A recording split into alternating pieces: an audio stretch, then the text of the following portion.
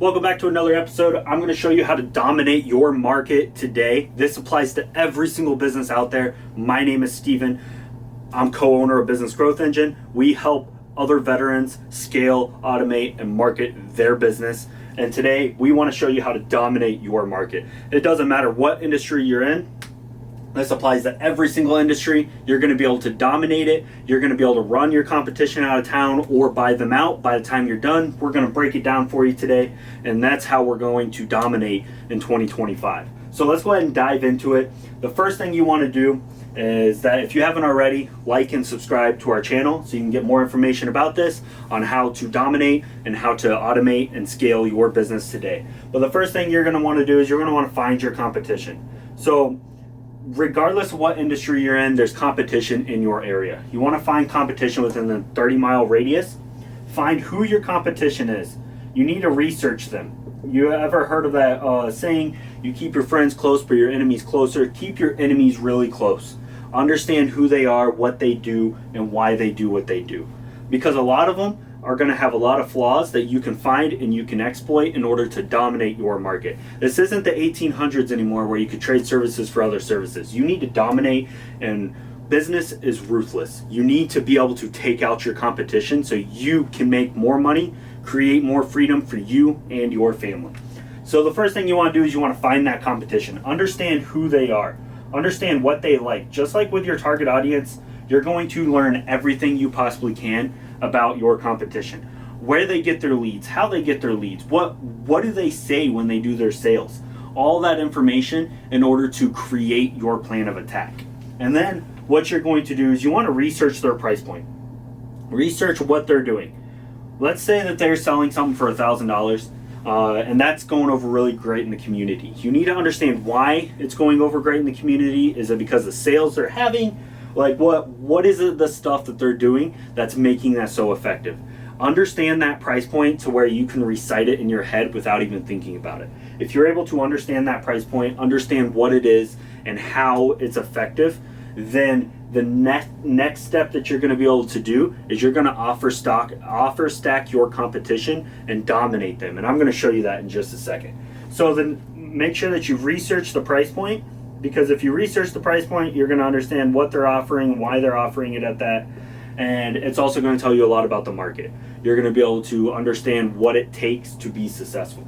So the next thing you want to do is, I'm going to go ahead and erase this because I want to show you guys what an offer stack actually is. So the next thing, this is how you're going to dominate your competition. You're going to offer stack over your competition. Let's say they're selling a $1,000 system every single time. Let's say it's $1,000 piece of it's $1,000 computer every single time out the door. They come in, someone gives them $1,000, they walk out, and then it's working out very well for them. They're making money hand over fist, and you're trying to think on how you can compete with that. Because let's say that you sell computers, you also sell other pieces of software and other pieces of technology, but you want to be able to dominate them on the computer front. So the thing that you want to do is you want to look at it. Maybe for our business, we're going to be selling computers. We also sell all the accessories because we want to be different. And we sell software. So that's everything we offer. Our competitors, on the other hand, they only sell computers.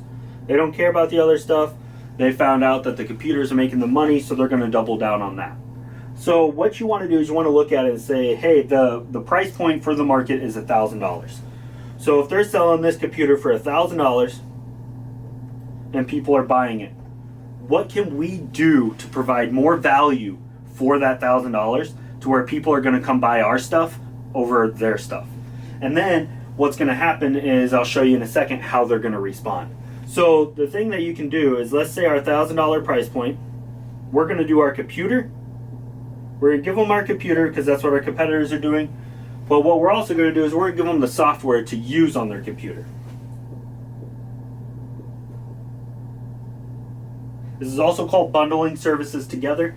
We call it an offer stack because it creates more of an offer and creates more value for your clients. So you want to find some cheaper software that you can bundle together that you know your clients are going to use, that they use all the time, some popular software, and then if they have the computer and they have the software, they're going to need the accessories to go with it. So you're going to find a couple accessories that aren't going to cost you an arm and a leg, and you're going to bundle those into every single computer you sell.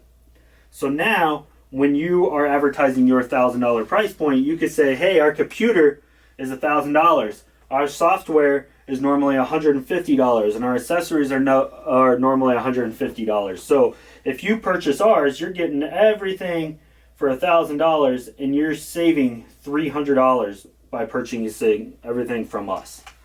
That is what you call a very basic offer stack. There's tons of different information on how to dive into it more, but ultimately that's how you're going to dive into an offer stack. That's an easy way to create one. I highly suggest that you do more research on it. We have more videos on how to do offer stacks as well. But what you're going to do is then you can start advertising this. And what's going to happen is there's two different things that's going to happen. One, you're going to start getting more customers. Your customers are going to start seeing this, and then they're going to start seeing this, and they're going to realize that this is a better value. Now, the other thing that's going to happen is that they're going to start, your competitors are going to start seeing it as well. And two things are going to happen. One, they're either going to start throwing in more software and more accessories and probably up the price because they don't understand an offer stack like you do. And then if they up the price, then you can offer better software and better accessories and up your price as well. And then find out something else you can add to always one-up them. But what's most likely going to happen is that they're going to go into panic mode and they're going to freak out. And that's the best way that you want in order for you to attack them. Because what's going to happen is now they're going to see this, they're going to start losing customers, and they're going to think that their price point is off. So they're going to lower the price to $900. So now, if they buy this computer, that's $100 less than what you're charging.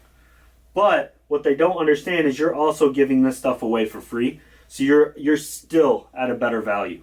And then what you do is maybe you look at your offer stack again and you offer a better tier at $1,500, and you're offering a better computer, better software, and better accessories. And then people are going to start gravitating towards this to purchase this one as well. Your competition is going to panic again, and they're going to slash their prices again. So while you're racing to the top, they're going to be racing to the bottom. And then the next step on dominating your market is you either buy out or you run out your competition.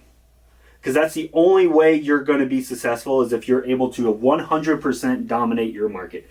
If you're able to either buy out your competition or run them out of town, that's how you can have the market to yourself and you can start charging whatever price you want.